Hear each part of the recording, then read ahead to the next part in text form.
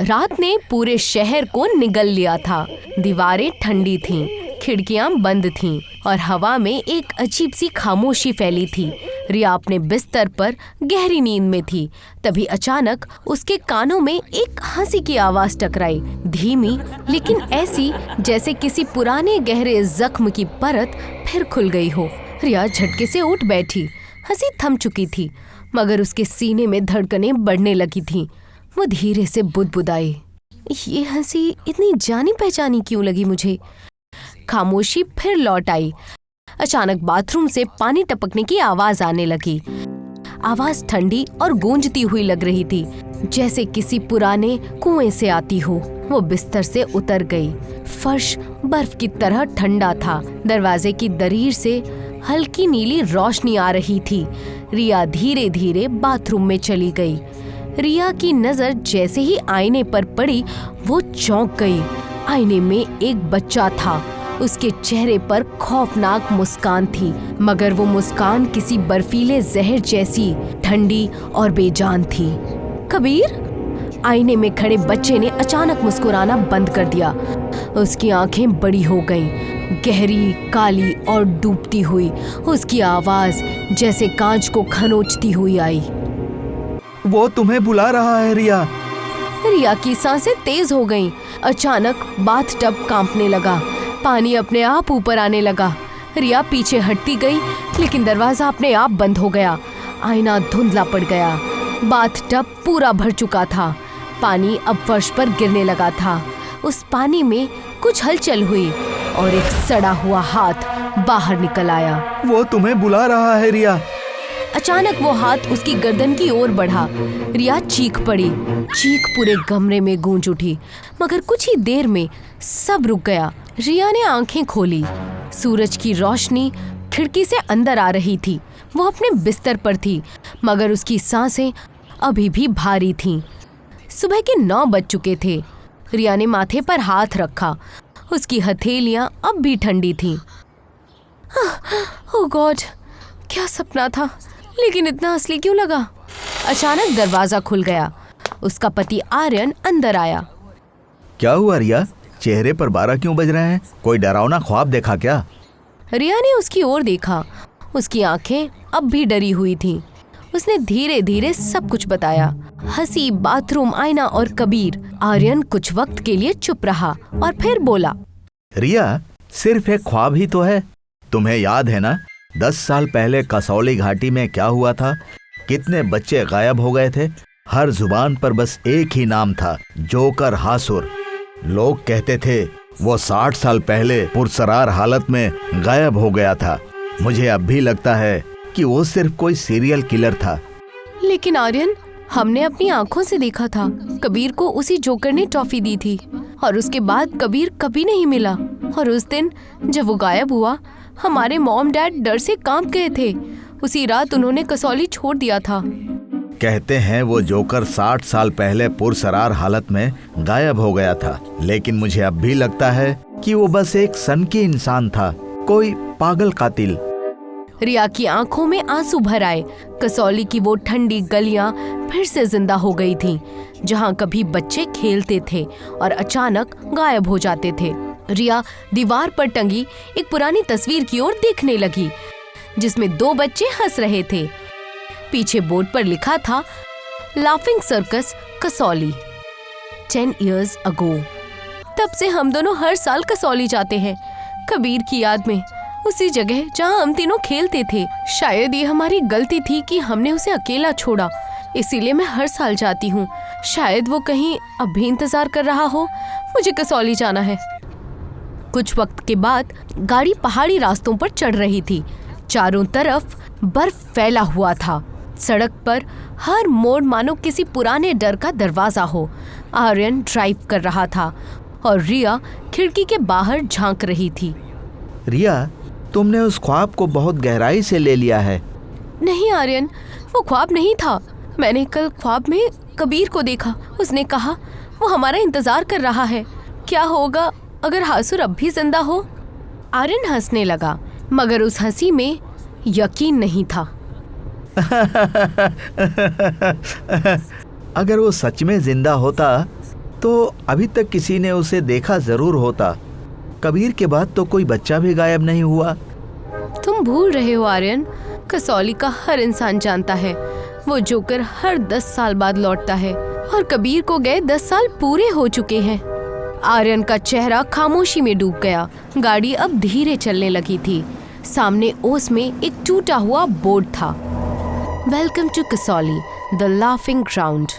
हवा में वही पुरानी हंसी फिर से तैर गई। होटल की गलियों में रात के सन्नाटे ने सांसें रोक ली थीं। हर कमरा अपनी ठंडी दीवारों के साथ सोया हुआ लग रहा था। रिया अपने बिस्तर पर हाथों में अपना मोबाइल थामे हुए बैठी थी। उसकी आंखें स्क्रीन पर टिक गईं। कबीर की पुरानी तस्वीर चमक रही थी। हवा ठंडी थी, लेकिन तस्वीर को देखते हुए उसके दिल में अजीब सी गर्माहट उठी थी। वो थोड़ा सा मुस्कुराई और तभी वही हंसी दोबारा गूंज उठी, धीमी, गहरी, मगर अब पहले से ज्यादा करीब। एक ठंडी हवा का झोंका कमरे में आया और उसके बालों को बिखेर गया। रिया ने सिर उठाया। कमरे का पर्दा फड़फड़ा रहा था। वो पलटी तो देखा तो फर्श पर कुछ पड़ा हुआ था। उसने धीरे से झुककर उसे उठाया, मगर उसकी उंगलियां कांपने लगी थीं। वो एक जोकर का मास्क था, फटा हुआ, मगर मुस्कान अब भी ताज़ा थी। उसका दिल जोर से धड़कने लगा। वो आर्यन के कमरे की ओर भागी। क्या हुआ रिया, इतनी रात को? आर्यन, मैं कबीर की फोटो देख रही थी। अचानक तेज हवा आई और फिर फर्श पर ये मास्क गिरा देखा। देखो। रिया, बाहर बर्फ गिर रही है। शायद हवा से उड़कर ही आ गया होगा। तुम जरूरत से ज्यादा डर गई हो। जाओ, सो जाओ, और हाँ, नींद की दवाई वक्त पर ले लेना। रिया कुछ नहीं कहती। वो धीमे कदमों से वापस अपने कमरे में चली गई। बिस्तर पर लेटने से पहले उसने दवाई ले ली, मगर नींद की जगह उसके कमरे में फिर वही ठंडी गंध फैलने लगी। रात फिर उतर आई। गाड़ी ने 12 बजाए ही थे कि खिड़की के शीशे कांपने लगे। एक तेज हवा का झोंका अंदर आया, बर्फ के कणों के साथ। खिड़की अपने आप खुल गई। रिया ने घबराकर खिड़की बंद की, मगर हवा अब कमरे के अंदर थी, उसके चारों ओर घूमती हुई। रिया, मेरी प्यारी रिया, कितनी बड़ी हो गई हो तुम, लेकिन मेरी नजरों में तुम अब भी वही बच्ची हो। रिया का शरीर सिहर गया। आवाज इतनी भारी थी कि दीवारें कांपने लगी। तुम्हारा दोस्त कबीर तुम्हें बहुत याद करता है। क्या तुम उससे मिलना नहीं चाहोगी? रिया ने कांपते हुए पीछे मुड़कर देखा। खिड़की के बाहर एक साया नजर आ रहा था। लाल आंखें, लंबी जुबान और हंसी से भरा चेहरा। वो जोकर था, हासुर। उसकी मुस्कान बर्फ जितनी ठंडी थी। वो सिर झुकाकर शीशे पर उंगलियां फेर रहा था। उसकी आंखें सीधी रिया की आंखों में उतर रही थी। रिया के होठों से चीख निकल गई और वो बेहोश होकर गिर गई। सूरज की हल्की किरणें पर्दे से छनकर कमरे में आने लगी। रिया ने आंखें खोली। उसका सिर भारी था, शरीर ठंडा पड़ा हुआ था। वो बिस्तर पर बैठी थी और खुद से बोली, ओह गॉड, वो ख्वाब था या सच था? तभी दरवाजा खुला। आर्यन कमरे में आ गया। रिया, जल्दी तैयार हो जाओ, हमें निकलना है। रिया ने कुछ कहना चाहा, मगर आर्यन चला गया। कुछ वक्त बाद दोनों होटल से निकल पड़े। सर्कस ग्राउंड अभी खंडहर था। टूटी कुर्सियां, फटे पोस्टर और हर तरफ वही पुरानी हंसी की गंध। रिया वहीं खड़ी थी, सालों बाद, उसी जगह जहां सब कुछ खत्म हुआ था। रिया, तुम यहाँ क्या कर रही हो? वो देखो आर्यन, याद है हमने कबीर को आखिरी बार वहीं देखा था। वो जोकर उसे चॉकलेट दे रहा था और कबीर ने कहा था, अभी आता हूँ। काश हम उसे रोक लेते। उसकी आंखों से आंसू बहने लगे। आर्यन ने उसका कंधा थाम लिया। रिया, इसमें हमारी गलती नहीं थी। वो कोई पागल कातिल था जो अब खत्म हो चुका है। लेकिन तभी वही हंसी फिर से गूंज उठी, धीमी, गहरी और पहचानी हुई। वो आवाज जमीन से नहीं, हवा से आ रही थी। दोनों ने पीछे मुड़कर देखा। उनके सामने कबीर खड़ा था। कबीर? वो बच्चा मुस्कुरा रहा था, मगर उसकी मुस्कान अब मासूम नहीं थी। वो भागने लगा। रिया उसके पीछे दौड़ी। रिया, रुक जाओ, मुझे कुछ ठीक नहीं लग रहा। लेकिन रिया दौड़ती रही। कबीर उन्हें जंगल की गहराई में ले गया। वहां एक पुराना बंगला था।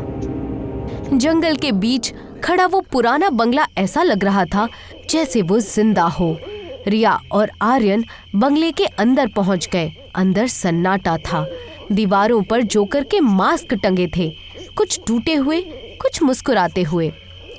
फर्श पर बिखरे खिलौनों की आंखें चमक रही थीं। अचानक किसी कोने से टूटा हुआ म्यूजिक बॉक्स खुद बजने लगा। रिया, मुझे यह जगह ठीक नहीं लग रही।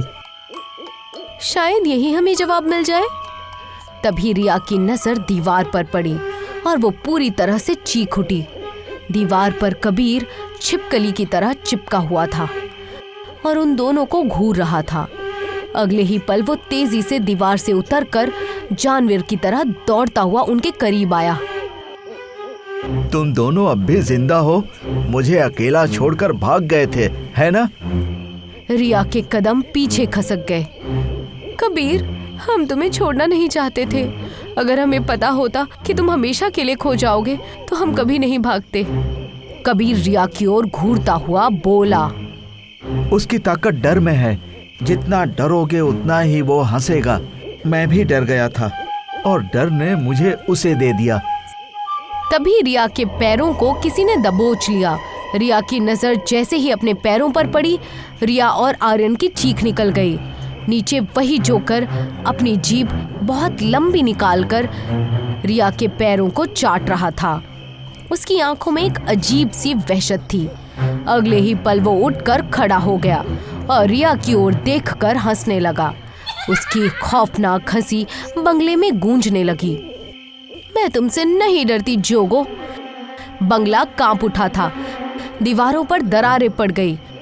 अचानक आर्यन की आंखें सफेद हो गईं और वो नीचे गिर पड़ा। मैं तुमसे नहीं डरती। तुम बस एक जोकर हो, एक मजाक। जोगो की हंसी दीवारों को फाड़ने लगी। उसका चेहरा लंबा हो गया।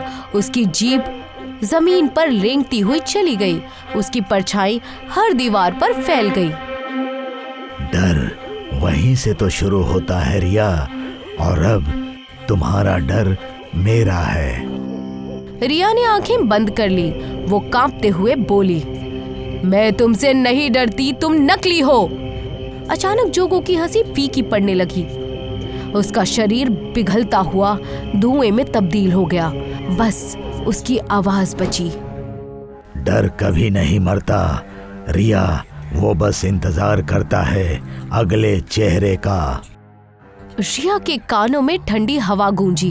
वो धीरे से पीछे हट गई। तभी उसने देखा, अंधेरे के बीच फर्श पर राख के बीच कुछ हिलने लगा। वो आर्यन का शरीर था जो धीरे धीरे उठ रहा था। आर्यन? वो अब आर्यन नहीं था। उसकी आंखों की पुतलियां पूरी तरह सफेद थीं। उसके होठों पर एक अजीब टेढ़ी मुस्कान थी, ठीक वैसी ही जैसी जोगो की थी।